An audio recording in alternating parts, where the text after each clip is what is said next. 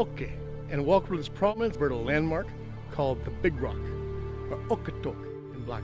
A wonderful place to acknowledge the traditional territories where my history show is filmed. Welcome to the History Wranglers History Show, where Alberta history is featured, don't you know? Available 24 hours a day. If you love Alberta history, it'll make your day. Please welcome the host of your show, the History Wrangler. All right, ladies and gentlemen, boys and girls, welcome to History Wrangler, High Noon Somewhere Alberta History Show. It's great to have you here. Now, come with me. Here we go. Come on now.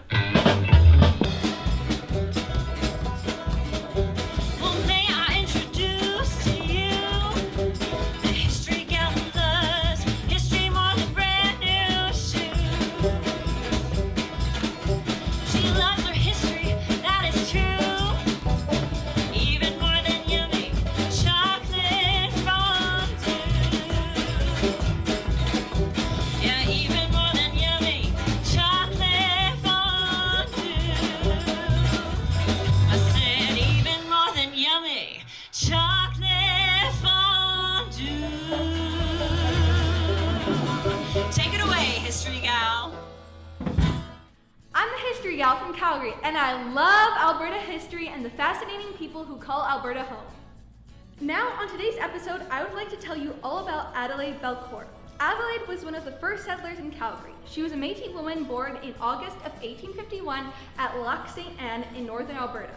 On September 1st, 1873, she married John Glenn from Ireland.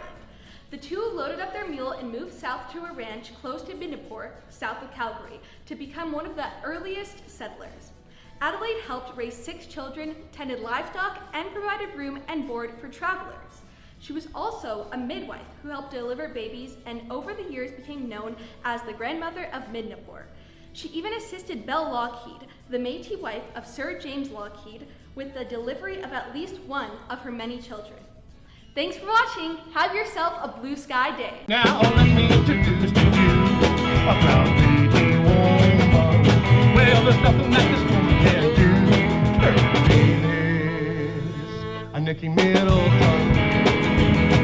Her name is Nikki Middleton. Come on. Her name is Nikki Middleton. All right, take it away, Nikki. Good day, everyone. Nikki Middleton, Calgary, Alberta, Canada. Métis, international award-winning model, fitness model, and actress. Good day. Danzi. On today's Métis historical segment, I am pleased to share a tale of Jerry Potts, the remarkable Métis interpreter of the Northwest Mounted Police. In February of 1875, Jerry displayed his incredible sense of direction, which saved the lives of many Mounties who would have froze to death without it. The story goes that Jerry accompanied Captain Crochet and 10 other Mounties to arrest several whiskey traders in the Bow River area. From the time they left Fort Macleod, the Mounties experienced bitterly cold weather, and Jerry led them through the storm, one storm right after another, without the slightest fear of becoming lost. That said, after successfully arresting the whiskey traders on the way back to the fort, the group got separated by the worst storm of the journey, which covered up the tracks in the snow. The separated men were facing certain death, but thanks to Jerry's sense of direction, even in a blinding snowstorm, he was able to find the men and lead them back to safety, to the fort. I'm Nikki Middleton. Thanks for joining me. And as they say in Mashif, the Métis language, Minaka Wapa Matin, which means, I'll see you again.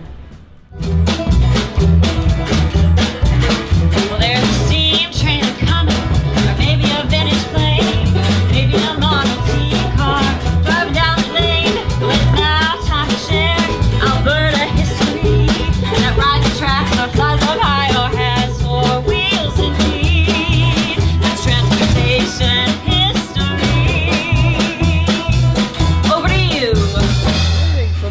Aston Crossing Railway. My name is Conductor Eric. I'm a train conductor that rides the rails of our great province of Alberta. Now it's time to share some amazing Alberta Railway history with you. Hop on board to discover more. All aboard! Ahead 12 cars, 1, 2. The Canadian Pacific Railway arrived in Calgary on August 11th, 1883. The job was done for track builders Langdon and Shepherd and their 400 men.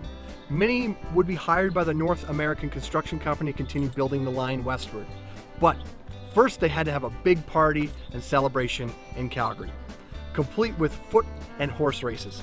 Bets were placed and thousands of dollars changed hands. Bonus fact, back then CP Rail used wood as the fuel in the furnaces of their steam locomotives. I'm Conductor Eric, thanks for watching. We'll see you next time from the steel ribbons of the Aston Crossing Railway. Oh, mountain cart, he's very smart. He loves a rocky mountain with all his heart. Well, he wants to share what he thinks is chic. Alberta's highest mountains and name of their peaks.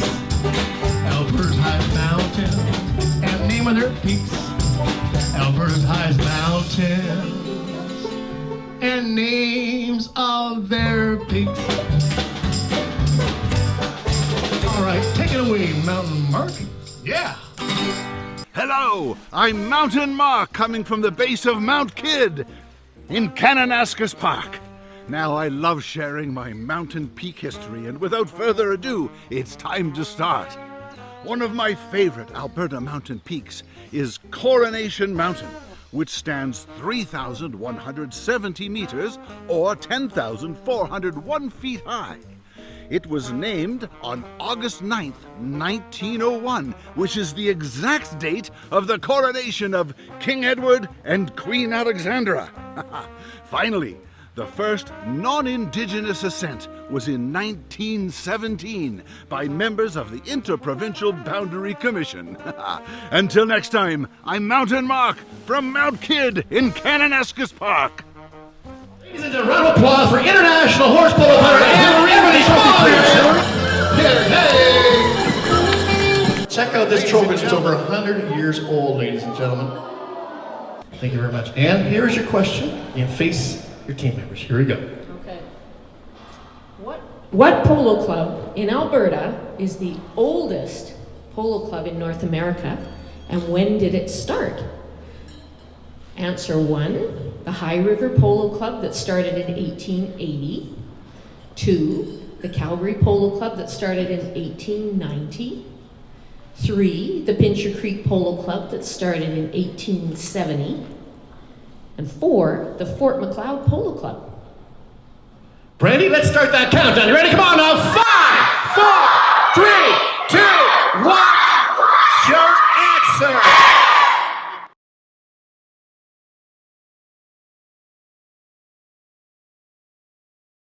Okay, now, what is your answer, please? 1870? 1870? No. No. Okay, here we go. 3-second countdown. You ready? 3, 2, 1. 2. Ding, ding, ding, ding, ding. Yes, we are right, ladies and gentlemen. Nice. Now, bring up that music again, please. So, round of applause, ladies and gentlemen, for Anne. Let us introduce you to Megan, 11-time world champion. She's won more than 200 gold medals, and we'll share how Alberta woman got it done. Take it away. And we'll share how Alberta woman got it done. All right. Take it away, Megan. Yeah.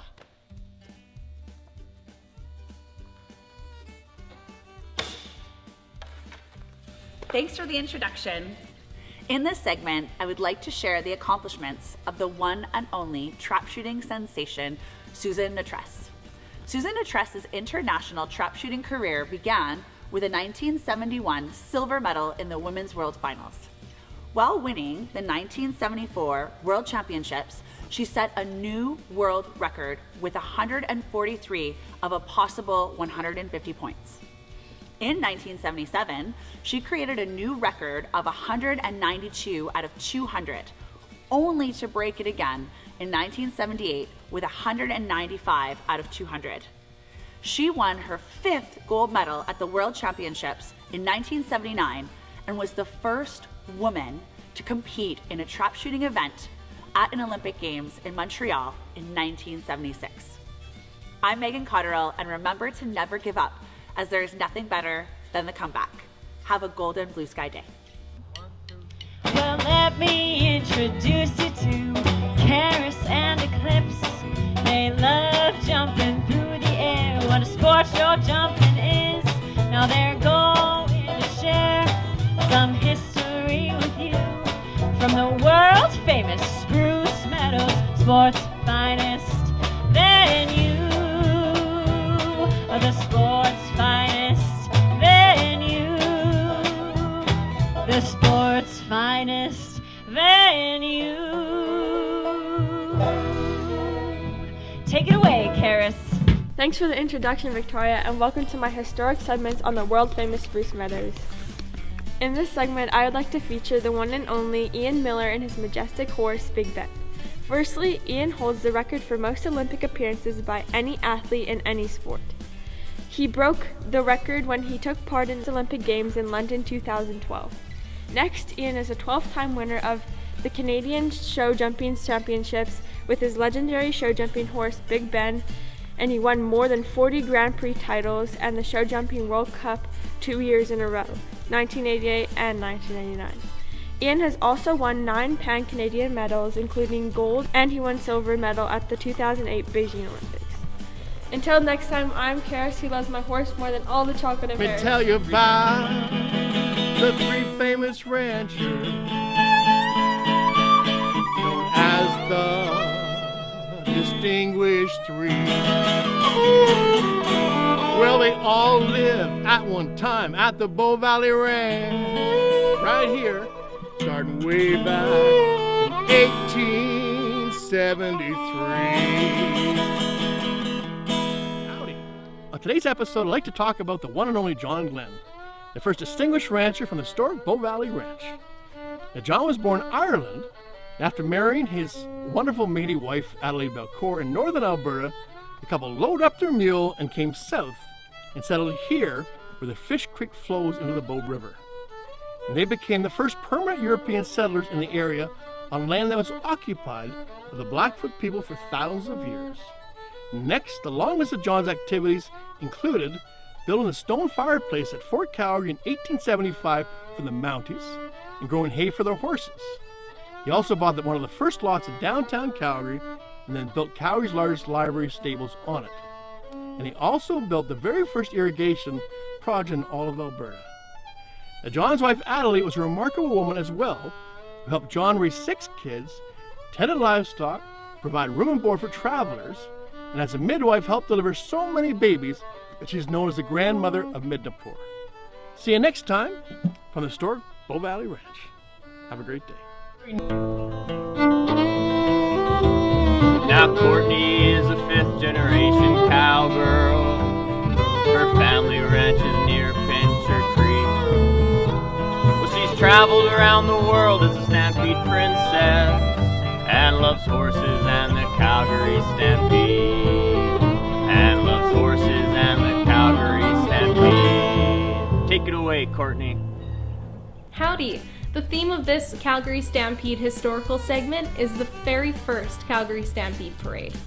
The first Calgary Stampede Parade took place in the year of the greatest outdoor show on earth in 1912.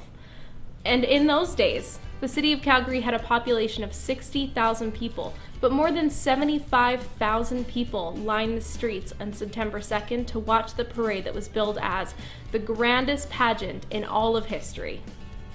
A large welcome arch was also erected to welcome Prince Arthur, the 3rd son of Queen Victoria, also known as the Duke of Connaught, and his wife, the Duchess, who rode in on a beautiful black carriage pulled by 4 white horses.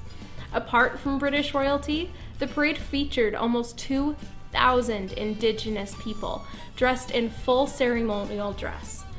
stagecoaches, cowboys from Mexico, Mounties that had arrived in 1874, and Johnny Mitchell, the first mayor of Calgary, who sported a cowboy hat.